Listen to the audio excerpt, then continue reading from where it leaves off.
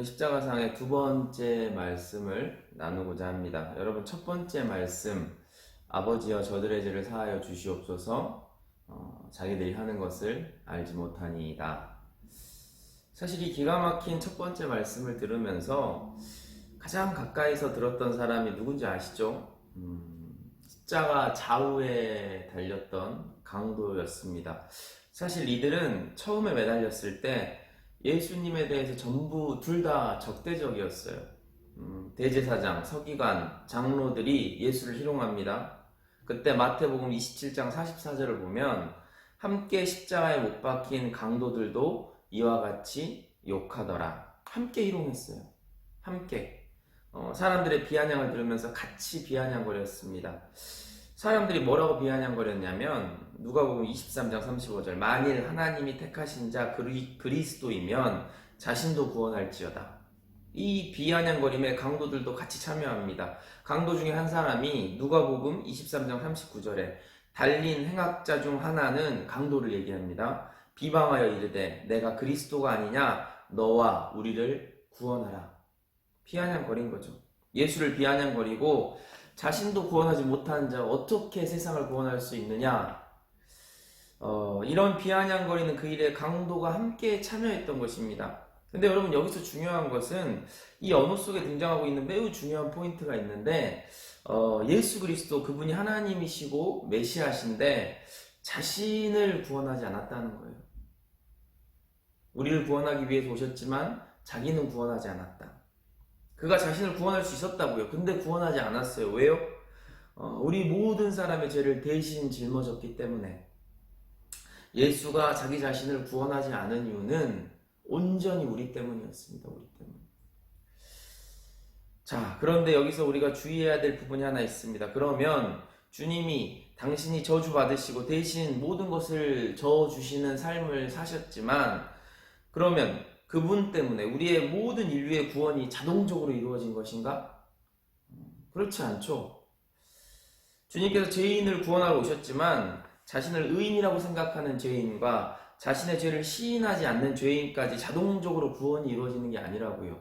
구원은 자동적인 것이 아닙니다.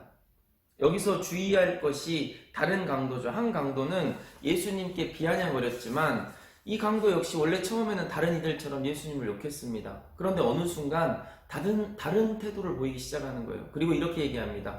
우리는 우리가 행한 일에 대한 상당한 보응을 받는 것이니 이에 당연한 것이거니와 이 사람이 행한 것은 옳지 않은 것이 없느니라. 누가복음 23장 41절. 그러니까 다른 강도가 어떤 깨달음이 온 겁니다.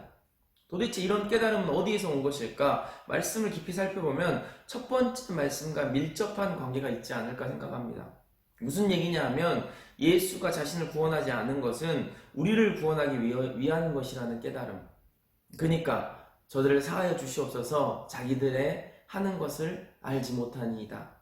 이라고 하는 예수님의 탄원하는 모습 속에 강도가 어쩌면 깨달은 것이 아닌가. 그리고 저들을 사하여 주시옵소서 그 저들 중에 이 강도 자신도 포함되어 있다는 것을 깨달은 것은 아닌가. 근데 중요한 것은 뭐냐면 강도가 죄를 범하였을 때 그는 모르고 죄를 짓지 않았다고요. 무의식 중에 부지 중에 죄를 범한 것이 아니에요. 분명히 잘못을 했고 분명히 그 잘못은 의도적인 것이었습니다. 근데 주님이 뭐라고 얘기했냐면 자기가 하는 것을 알지 못한다. 이 말씀의 강도가 무너지고 깨달음에 이른 것이 아닌가. 드디어 강도가 예수님께 요청합니다. 예수여, 당신의 나라에 임하실 때 나를 좀 기억하소서. 사실 이게 주님 나를 구원해 주시옵소서 이런 얘기가 아니에요. 기억해 주소서. 좀 다른 말로 풀어보자면 혹시 생각나면 기억이라도. 이렇게 말한 일종의 숨죽인 희망사항 같은 거였습니다. 염치가 없었겠죠. 근데 그때 주님께서 놀라운 선포를 하십니다. 그게 두 번째 말씀입니다. 누가복음 23장 43절 오늘 내가 나와 함께 낙원에 있으리라. 기억이라도 말한 강도에게, 기억만이라도 염치 없이 말한 강도에게 예수님께서 오늘 내가 나와 함께 동행을 요청하신 겁니다. 나와 함께. 무슨 얘기냐면 예수님은 기다리고 계셨다고요.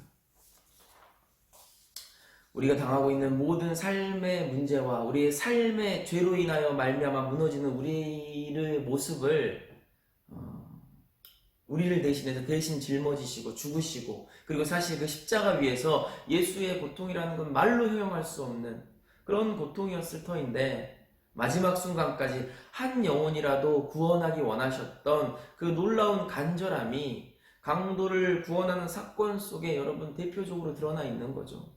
예수님의 기다리심. 오늘도 우리를 기다리고 계시는 주님, 끝까지 포기하지 않으시는 주님. 어떻게 더 살아야 될지는 설명한 필요도 없을 것 같습니다. 다만 하나님의 사람으로 우리가 제대로 살았으면 좋겠습니다.